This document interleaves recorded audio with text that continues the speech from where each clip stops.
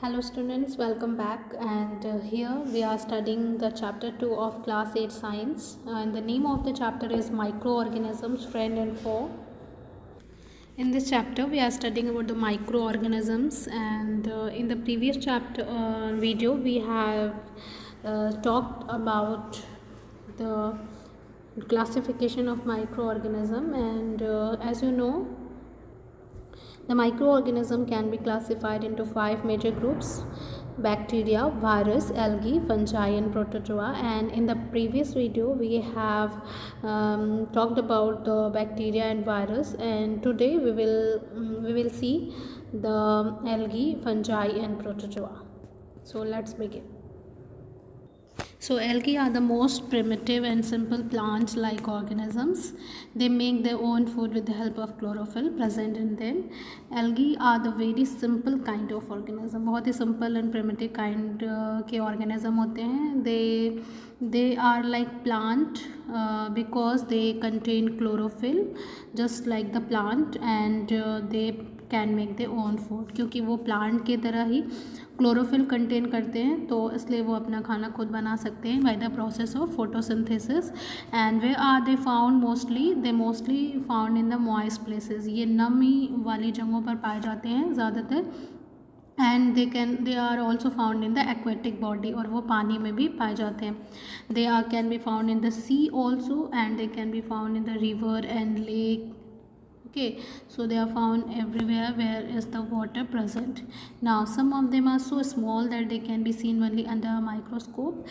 कुछ algae जो होते हैं वो बहुत ही ज़्यादा small होते हैं, जिसको आप सिर्फ और सिर्फ माइक्रोस्कोप से ही देख सकते हैं, लाइक स्पैरोगायरा. लेकिन कुछ ऐसे भी algae होते हैं, they are so big that you can see with the naked eye. वो इतने बड़े होते हैं कि आप उनको naked eye से देख सकते हैं, जैसे Fucus. Only some of the algae are unicellular.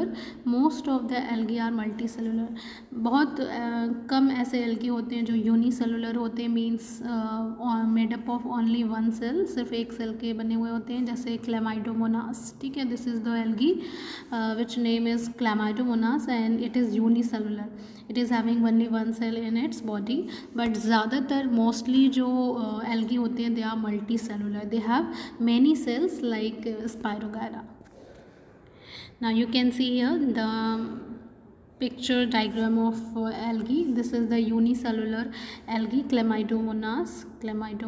This is the algae Chlamydomonas. It is having single cell, having cell wall. Chloroplast is present there, cell membrane is there, flagella. This is the hair like a structure by which they move in the water, and they have nucleus as well. This is the nostoc cell, and this is the Spirogyra. This is the Spirogyra, and it is a filament like algae and having a rectangular shell. And this is the volvox, and so many volvox live in a colony. So many cells of volvox algae, they live together like in a colony, in a circular colony. So these are some algae. Now there is a term phytoplankton. And phytoplankton एक term होता है जो कि algae ही होते हैं, free floating algae होते हैं, जिनको हम क्या बोलते हैं, phytoplankton. And they live in water. पानी में फ्रीली फ्लोट करने वाले एल्गी को हम क्या बोलते हैं, phytoplanktons. And they are the base for all the food chains and waves of aquatic organism. और ये सबसे बहुत इंपॉर्टेंट होते हैं, क्योंकि ये क्या करते हैं, they provide the food for the herbivore animals found in the aquatic body. पानी में रहने वाले हर्बीवोर एनिमल्स जो होते हैं वो इन फाइटोप्लैंक्टन्स को खाते हैं. So they are very important, and they reproduce by binary fission, but of few also reproduce by sexual meet. इनमें रिप्रोडक्शन मेनली कैसे होता है, बाइनरी फिशन के थ्रू होता है. कुछ एल्गी जो है वो सेक्शुअल रिप्रोडक्शन के थ्रू भी रिप्रोडक्शन करते हैं. The blue green algae have the ability for to fix nitrogen gas. जो ब्लू ग्रीन एल्गी होती हैं, they are very important for the agriculture, because they fix the atmospheric nitrogen into the usable form. And this is all for the algae.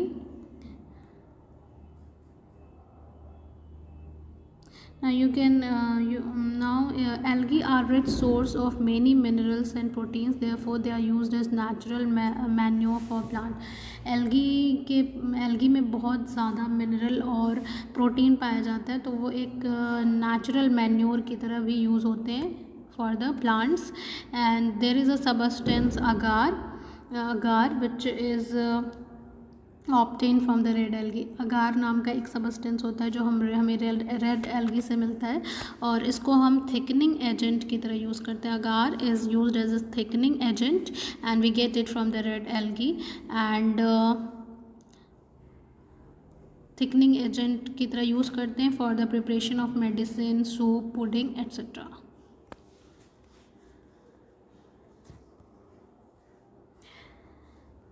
Now we will talk about the next microorganism, that is fungi. And अगर आपने काफ़ी दिन की रखी हुई bread अगर देखी होगी तो उस पर आपको कुछ different kind of coloured of patches आपको दिखाई देते हैं, अलग अलग कलर के. तो वो जो पैचेस होते हैं वो बेसिकली क्या होते हैं, फंगस होते हैं. And not all the fungus and algae are microscopic, some of them are quite large like mushroom and seaweed. सारे फंजाई और एल्गी माइक्रोस्कोपिक नहीं होते हैं, कुछ बहुत ही ज़्यादा बड़े होते हैं, आपको नेकेड आई से भी दिख सकते हैं. Now will talk about the some more things about fungi.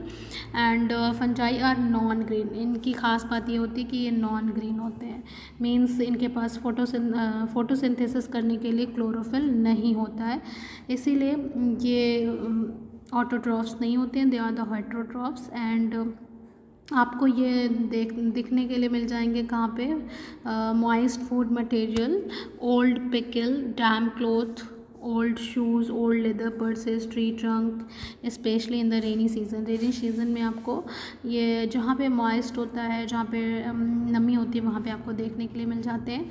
And fungi जो होते हैं वो अपने फूड के लिए दूसरे ऑर्गेनिज्म पे डिपेंड होते हैं, that's why they are heterotrophs. And basically they take their nutrition from the dead and decaying matter like wood, damp soil from living organism whose body they dwell. And they are the fungi which obtain their food from dead and decaying matter, उनको हम बोलते हैं saprophytic. जो भी organism अपना food जो है वो डेड एंड डिकेइंग मैटर से ऑब्टेन करते हैं, उनको हम बोलते हैं सैप्रोफिटिक. एंड कुछ फंगस जो होते हैं वो पैरासिटिक भी होते हैं, दे live in or on the body of other living organism and get their nutrition. And fungi में रिप्रोडक्शन जो होता है वो बडिंग और स्पोर फॉर्मेशन के थ्रू होता है, बडिंग एंड स्पोर फॉर्मेशन के थ्रू.